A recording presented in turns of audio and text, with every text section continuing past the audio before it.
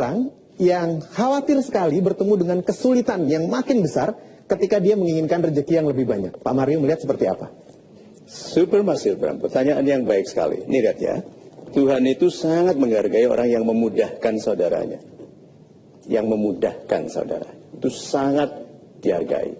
Nah, ada satu definisi di antropologi paling tidak, bahwa manusia itu binatang pembuat alat. Sedikit sekali ada memang monyet yang membuat alat untuk dengan lidi, untuk menarik semut keluar dari lubangnya. Tapi manusia pembuat alat. Yaitu tidak ada binatang buat palu atau tang atau kikir.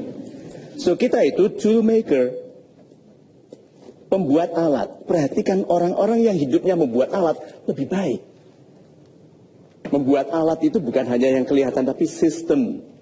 Tuh, antivirus. Lihat, Windows operating system. Orang-orang yang membuat alat bagi sesamanya hidupnya selalu baik. Yuk kita lihat memes ini. Saya mau tunjukkan sesuatu di sini. Dan ternyata kesulitan itu dihadirkan agar kita mengupayakan peningkatan kemampuan. Batu ini loh, kan keras.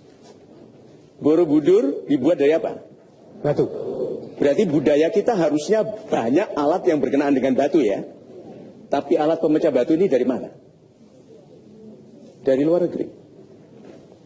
Berarti dari sisi lain bangsa kita yang banyak berhubungan dengan batu tidak memikirkan alat. Ya? Bangsa-bangsa yang maju pembuat alat.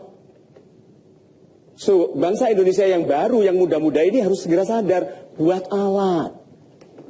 Jangan hanya beli. Buat alat. Sekarang sudah banyak alat untuk membuat alat. Itu banyak sekali. Alat untuk membuat alat, yang membuat alat lain untuk membuat alat lagi. Itu banyak sekali. Iya toh? So, masa kita pekerjaannya, cita-citanya jadi orang kaya, nggak peduli mau jadi tukang jilat perangko. Tukang jilat perangko itu kalau lebaran haus loh. Ya kan? Terus dia bilang, sebentar. Ya.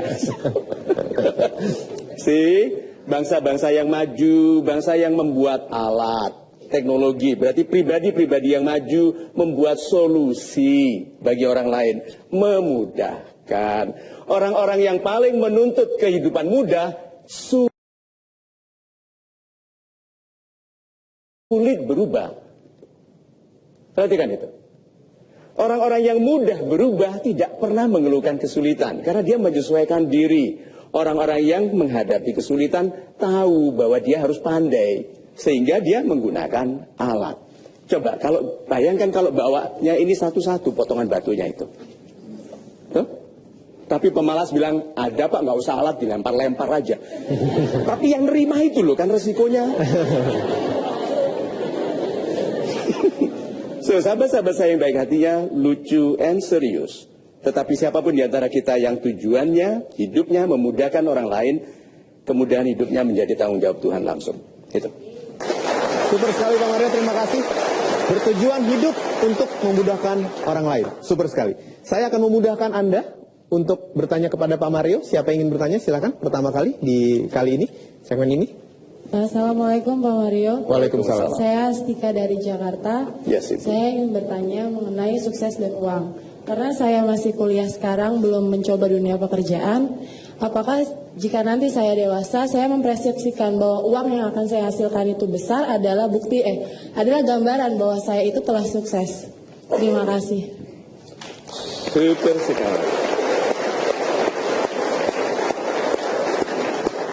Saya mau kenalkan konsep baru. Dalam 6 tahun Golden Ways ini baru. Kekayaan itu bukan tujuan. Oke? Bukan hasil. Saya mau share konsep yang baru. Kaya itu adalah kebiasaan. Jadi jangan menunggu mau jadi orang kaya setelah lulus kuliah. Gitu? Nanti setelah lulus kuliah baru dimulai kaya.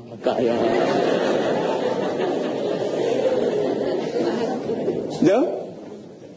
Kalau Anda punya anak kecil, biasakan dia punya kebiasaan kaya sejak kecil. Jangan dirusak. Seperti ayah saya dulu, sepatu itu selalu putih depannya. Karena untuk nendang bola. Ayah saya bilang, kalau sepatumu tidak cepat rusak, kita beli kereta-kereta apian itu. See? Itu kebiasaan kaya. Berhemat. Gitu? Satu lagi, ibu. Gitu. Siap, yang biasanya suka berbohong tidak punya uang, itu ibu atau ayah? Ayah. Karena beliau ibu, oke? Yang biasa berbohong tidak punya uang itu hampir 100% ibu. Tahu kenapa? Karena kalau anaknya minta ayahnya, ayahnya bilang minta ibumu. Jadi dioper tugas berbohongnya. Nah, kebiasaan kaya yang diajarkan oleh ibu itu penting sekali waktu anak minta sesuatu yang mahal. Nanti ibunya bilang, mahal, nggak punya uang. Hah? Berarti anak itu diajarkan untuk tidak ingin kalau tidak punya uang. Berapa banyak di antara kita takut ingin karena nggak punya uang? Padahal ibunya harusnya bilang, bagus sekali. Yang mana ini? Mahal tapi bagus sekali. Anda tertawa mas, tapi masih heran apa terusannya ya? Ya, nah terus kan pesawat-pesawatan mahal. Sudah gitu anaknya bilang bisa, boleh, apalagi? Anaknya bilang boleh, boleh. Itu kan mau ingin aja kan? Mobil-mobilan, super, apalagi? Gitu.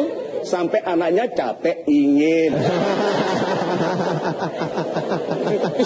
Terus baru bilang, mami tidak punya uang cukup, tapi bisa untuk yang kecil ini dulu. Yang mana? Yang ini, yang gak ada bannya ini mobilnya gitu. Ya. Jadi anak itu keinginannya tetap besar. Tanpa keinginan untuk apa kita berupaya? Coba. Dan keinginan itu ditanamkan oleh Tuhan tanpa batas. Tanpa batas. Karena apa? Untuk setiap keinginan Tuhan berikan kemampuan. Kan kasihan ada orang dikasih keinginan, tidak dikasih kemampuan. Tuhan Maha Penyayang. Jadi hargai keinginan kita, itu pasti ada kemampuannya. Hanya belum kita lihat karena mata kita masih muda, pengalaman kita kurang. Jadi yuk bangun kebiasaan kaya. Gitu. Super sekali Pak Mario. Yuk bangun kebiasaan kaya. Karena kaya itu bukan hasil, bukan tujuan, tapi kebiasaan. Super sekali.